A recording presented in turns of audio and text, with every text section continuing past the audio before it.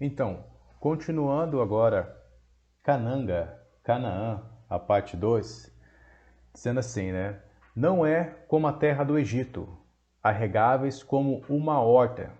A Israel de 1948, o ano 5.929, segundo a cronologia das Escrituras, é regada como uma horta, semelhante à terra do Egito. A Israel da ONU é no deserto e se faz por irrigação. E quando que Canaã, filho de Cã, e os cananeus, os heteus, os amorreus, e os heveus, e os jebuseus habitaram lá. Então, eu deixei lá na parte 1, Canaã, parte 1, eu deixei esse link, né? Esse link aqui na descrição lá do vídeo, para que você possa assistir esse vídeo, tá? E também vou deixar na descrição desse vídeo, da parte 2, para que você possa assistir na CN Notícias. Continuando então, as admirações, né? Admirações e benevolências de nossa terra. As admirações e benevolências da nossa terra, dada pelo Criador, foi e é usurpada pelas nações pagãs, em função do pecado dos nossos antepassados, o povo banto. Salmo 83, do 1 ao 18. Ó Altíssimo, não te cales, não te umedeças, nem fiques inativo, ó Altíssimo. Os teus inimigos se alvoroçam, e os que te odeiam levantam a cabeça, tramam astutamente contra o teu povo, e conspiram contra os teus protegidos. E conspiram contra os teus protegidos. Dizem, vinde, risquemo-los da terra, né? Vinde, risquemo-los de entre as nações, e não haja mais memória do nome Isolele, pois tramam concordemente e afirmam aliança contra ti as tendas de Edom, que são os edomitas, né? Que vem de Esaú, os ismaelitas, que vem de Ismael, Moabe, que são os moabitas, e os ajarenos, Gebal, Amon, que são os amonitas, e Amaleque, e a Filístia, como os habitantes de Tiro. E olha só, também a Assíria se alia com eles e se constitui braços fortes contra os filhos de Ló. Aqui, o salmista, ele começa agora a orar, clamar ao Altíssimo por outros eventos que aconteceram no passado, e o Altíssimo, bendito seja, conseguiu agir e resgatar o seu povo a tempo. Faz-lhes como fizera a Mídian, como fizera a Sisera, como a Jabim, na ribeira de Quisson, os quais pereceram em Edom, tornaram-se adubo para a terra. Sejam seus nobres como Oreb e como Zeeb, os seus príncipes como Zeba e como Zalmura, que disseram, apoderemo-nos das habitações do Altíssimo. Olha só que interessante, vou até grifar aqui, né? Vou mostrar para vocês essa passagem aqui, ó, tá? Apoderemos das habitações do Altíssimo. Não está escrito nas Escrituras, não sabeis vós que vós sois o templo do Altíssimo e que o Espírito do Altíssimo habita em vós? Então, tão certo essa palavra e tão verdadeira que é, que do mesmo modo que se apoderar do povo banto, do mesmo modo que se apoderar do povo, e também é se apoderar da terra, porque o povo do Criador é o povo da terra, e a terra pertence ao povo do Criador. Apoderamo-nos das habitações do Altíssimo. Onde é que o Altíssimo habita? Continuando, Altíssimo meu, faze-me como as folhas impelidas por um remoinho, como a palha ao léu do vento, como o fogo devora o bosque e a chama abrasa os montes. Assim persegue-os na tua tempestade e amedronta-os com o teu vendaval. Enche-lhes o rosto de ignominia, para que busquem o teu nome, Altíssimo. Sejam envergonhados e confundidos, perpetuamente perturbam-se e pereçam, e reconhecerão que só tu, cujo nome é Altíssimo, és sobre toda a terra. continuando aqui, né? Então, deixa eu só falar mais um pouco sobre essa passagem, né? Então, aqui o salmista, ele está clamando ao Altíssimo, né? Ele está se posicionando em oração com o Altíssimo, como o juiz Sola, né? Conhecido como apóstolo Paulo, ou como o juiz Sola, ele diz, orai com entendimento. Então, aqui o salmista, ele ora com entendimento, e com entendimento ele expressa ao Criador, ao Altíssimo, o que está ocorrendo com o povo e nas próprias Escrituras, isso que é orar com entendimento, porque as Escrituras nela contêm o entendimento, ele usa as palavras, o que está escrito para apresentar-se ao seu Criador. Olha lá, vamos entender bem isso aqui, ó. Vinde, risquemo-los de entre as nações e não haja mais memória do seu nome. Hoje é conhecido como República Democrática do Congo, tá? República Democrática do Congo. Mas quem deu esse nome não foi o povo da terra. Não foi o povo da terra que nomeou esse nome, porque, primeiramente, lá é o Reino do Congo. Então, dizendo aqui, ó, vinde, risquemo-los de entre as nações e não haja mais memória do seu nome.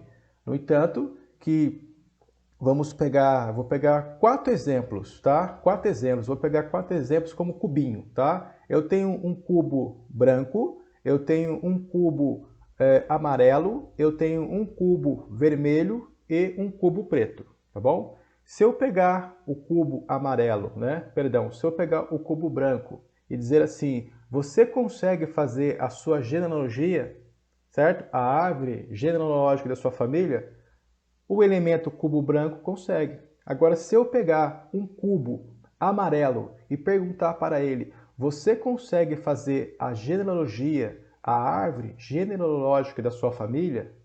Ele consegue. Se você pegar um cubo vermelho e dizer para ele, você consegue montar a árvore genealógica da sua família? Ele consegue. Mas se você pegar um cubo preto e dizer para ele, você consegue fazer a árvore genealógica da sua família? Ele vai dizer sim, também eu consigo. Ou seja, tem eu, o meu pai, o meu avô, o meu bisavô e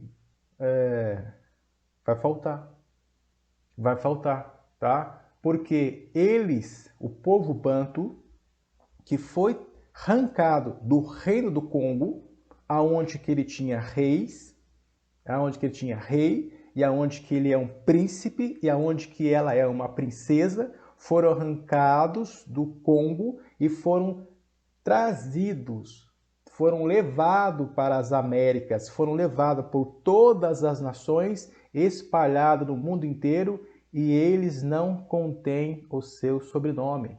E muito mais, eles não sabem qual é o seu nome e a sua verdadeira origem, porque o nome é o seu caráter, o nome é a sua expressão. Então, aonde que Portugal, Bélgica, Alemanha, Espanha, aqui na minha esquerda, e na minha direita, França, Inglaterra, Holanda, Itália e demais países que nós vamos ver, tá? Fizeram o quê? Fizeram a partilha do Reino Congo. Fizeram a partilha de toda a África. E o interessante é que essas partes que aqui estão decidindo, tem um elemento que não é convidado. Tem um elemento que não faz parte daqueles que estão sentados à mesa. Ou seja, o próprio bolo da vez, que é os africanos, eles não estão decidindo nada. Eles não decidiram nada. Quem foi para cima dele foram as nações e dividiu a terra conforme as suas vontades. Vou ler aqui um texto para vocês, tá? Em Jeremias, Abra suas escrituras em Jeremias, capítulo 11, versículo 19. Diz assim as escrituras: E eu, qual manso cordeiro, conduzido à matança, ignorava as maquinações tramadas contra mim. Destruamos a árvore em seu vigor, arranquemo-los da terra dos vivos, e que seu nome caia no esquecimento. E que seu nome cai no esquecimento. Mas alguém vai me dizer, não, mas essa profecia, ela está destinada ao Messias, ao Mashiach, ao Masaia. Ok, mas não é a própria Escritura que diz, não sabeis vós que vós sois o templo do Espírito e que o Espírito do Altíssimo habita em vós? Então, colocar a mão em Masaia, né, no Messias, no Mashiach, não é a mesma coisa que tocar no Altíssimo? Num sentido que a gente possa compreender? E se tocar no servo do Altíssimo, não é a mesma coisa que tocar em seu filho? E quem é a menina dos olhos do Criador? Então esta passagem, ela não é separada, porque o Mashiach, o filho e o pai é um. O pai e o filho é um. Portanto, o povo do Criador, o povo do Altíssimo é um com o Filho. O povo do Altíssimo é um com o seu Criador. Mas o que aconteceu? Por que isso aconteceu? Né? Deve ter um motivo. Essas coisas aconteceram de repente? Não, não existe o de repente. Tem um motivo. Tem um motivo. E o motivo está onde? Aonde que está o motivo? O motivo está nas Escrituras. As Escrituras, a lei, os profetas, é que traz para você o entendimento. Você que é um bantu, você que está nas Américas, você que está separado, você que não está na sua verdadeira terra, nós que não estamos na nossa verdadeira terra. E por que nós não estamos na nossa verdadeira terra? Por que na terra aonde que nós fomos levados? Por que as terras aonde os nossos antepassados foram levados é uma terra que eles foram levados como escravos? Por que nessas terras eles foram levados, conduzidos como escravos? E por que os nossos sobrenomes eles foram arrancados? Por que não sabemos o nosso sobrenome? Recebemos sobrenomes de fazenda? Ou seja, se nós temos sobrenome de fazenda até hoje, significa que ainda somos escravos. Não sabemos a nossa verdadeira identidade, não sabemos verdadeiramente quem nós somos, arrancaram nossas roupas e deram roupas europeias para nós, trocaram a imagem de vários escritores que escreveram, vários autores, vários artistas. Quantos mais artistas foram trocados a película, né? Foram trocados a cor da sua pele, que hoje em dia que nós estamos sabendo, pessoas, grandes escritores, grandes homens e mulheres que viveram no passado, que fizeram várias coisas e foram arrancados. E hoje em dia, através da internet, através de uma pesquisa e outra, que a gente começa a saber, que você começa a saber, nossa, fulano de tal, aquela imagem dele, não embranquiçaram aquela imagem dele. Mas por quê? Por que houve o processo da escravatura? Será que as Escrituras, ela pode trazer para mim e me explicar por que os meus antepassados foram escravizados? Deve ter uma explicação. E sim, há uma explicação. Há um sentido para isso. O povo banto, o nosso povo, é o povo do Altíssimo. É o verdadeiro hebreu. É os verdadeiros sacerdotes do Altíssimo. Mas o que ocorreu? Os nossos antepassados desobedeceram ao Criador. Os nossos antepassados foram infiéis ao Criador. E por desobedecer ao Criador, por ser infiel ao Criador, foi arrancado dos nossos antepassados a bênção e caiu sobre os nossos antepassados a maldição. Abra suas escrituras em Deuteronômio, capítulo 28, do 15 ao 32. Diz assim: será, porém, que se não deres ouvido à voz do Altíssimo teu Criador, não cuidando em cumprir todos os seus mandamentos e os seus estatutos que hoje te ordeno, então virão todas essas maldições sobre ti e te alcançarão. Maldito serás tu na cidade, e maldito serás no campo. Maldito o teu cesto e a tua amassadeira. Maldito o fruto do teu ventre e o fruto da tua terra, e as crias das tuas vacas e das tuas ovelhas. Maldito serás ao entrares e maldito serás ao saíres. O Altíssimo mandará sobre ti a maldição, a confusão e a ameaça em tudo quanto empreenderes, até que sejas destruído e repentinamente pereças, por causa da maldade das tuas obras, com que me abandonaste. O Altíssimo fará que a pestilência te pegue, a ti, até que te consuma a terra a que possas, a terra a que passas para a possuir.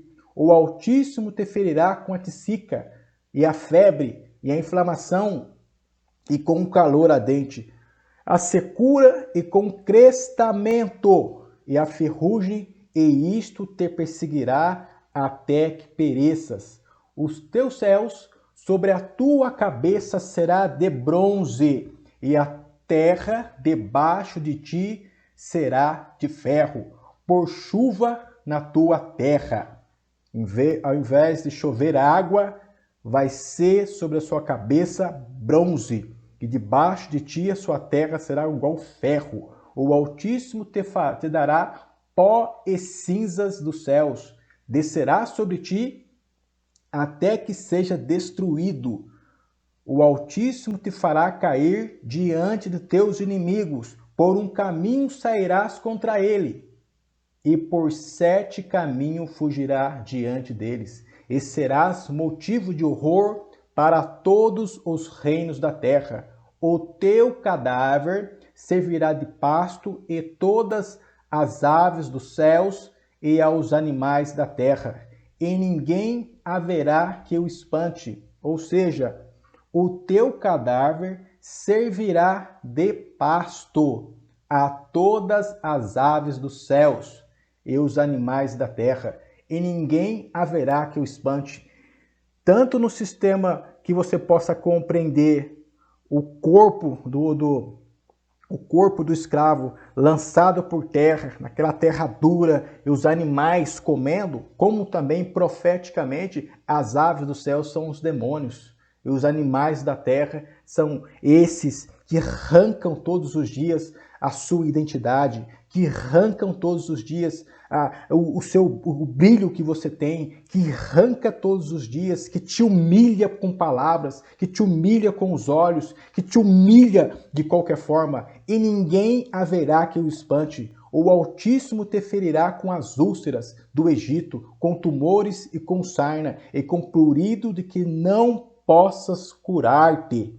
O Altíssimo te ferirá com loucura, com cegueira e com perturbação do espírito. Apalparás ao meio-dia como o cego apalpa nas trevas, e não prosperarás os teus caminhos. Vou voltar aqui nessa passagem onde que fala assim, o Altíssimo te ferirá com loucura e com cegueira e com perturbação do espírito. Chegou o momento que os escravos corriam, saíam das fazendas, né? E nem sabiam o que clamar, nem sabiam o que dizer, porque o próprio Deus que era clamado por todos os povos, era o Deus que estava escravizando a ele. Então, como clamar?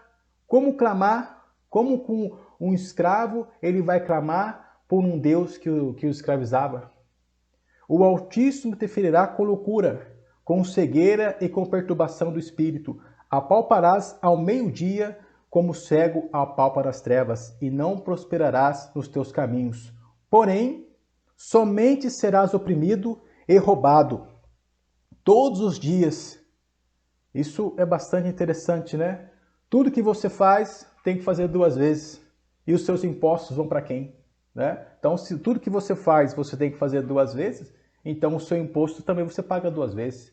Porém, somente serás oprimido e roubado todos os dias, e ninguém haverá que te salve.